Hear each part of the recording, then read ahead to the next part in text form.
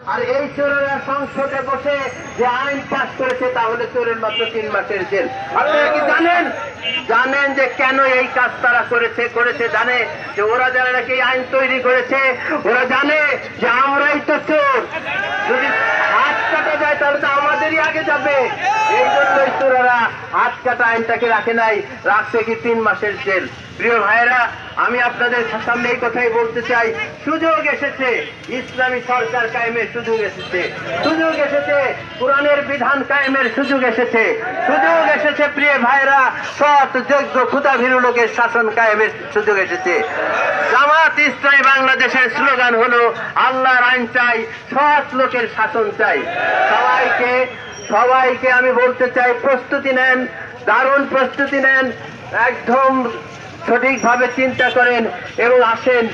যদি এই সময় যদি আমরা অবহেলা করি, এই সময় যদি সময় নষ্ট করি, এই সময় যদি আমি দিনভর না মানুষের দাঁড়ে না করি, তাহলে আবার সময় আসবে, তখন কিন্তু আমাদেরকে ওই ওয়ালাইন কাফারতুম আযাবিল আসাদিদ, সেই আযাবের দিকে, ইন্না আযাবিল আসাদিদ, আল্লাহ তাআলা আমাদেরকে আযাব থেকে রক্ষা করুন, আমাদের কৃতজ্ঞ হওয়ার তৌফিক দান করুন। এই কথাগুলো বলেই আমি আমার বক্তব্য শেষ করছি। আমার তৌফিক ইল্লা বিল্লাহ। সংগ্রামী তৌহিদি জনতা, বাংলাদেশ জামাত ইসলামী এদেশে আল্লাহর আইন এবং সৎ শাসন প্রতিষ্ঠার মাধ্যমে একটি কল্যাণ রাষ্ট্র প্রতিষ্ঠা করবে ইনশাআল্লাহ।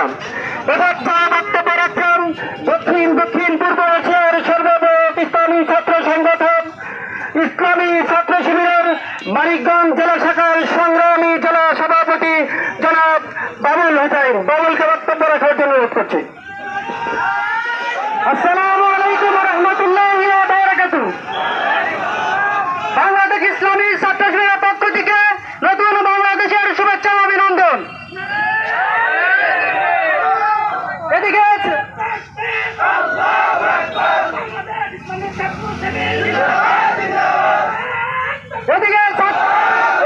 ছাত্র শিবির যেমন ছাত্র জনতার প্রিয় সংগঠন, তেমনই পরিণত হয়েছিল বিপক্ষের চক্ষুশূলে। বাংলাদেশ ছাত্র শিবির উপরে যেরকম জুলুম নির্যাতন অত্যাচার চলেছে, বাংলাদেশ এরকম বাংলার ঐতিহাসে কোন নির্যাতন চলে নাই। পথচলার ভাগে ভাগে বাংলাদেশ ইসলামী ছাত্র শিবিরের জনশক্তিদের গুম, হত্যা, অপপ্রচার, তথ্য সন্ত্রাস চালিয়েছে।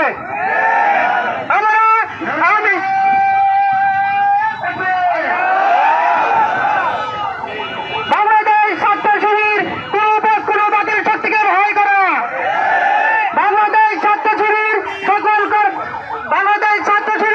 ইসলামের হাতিয়ার।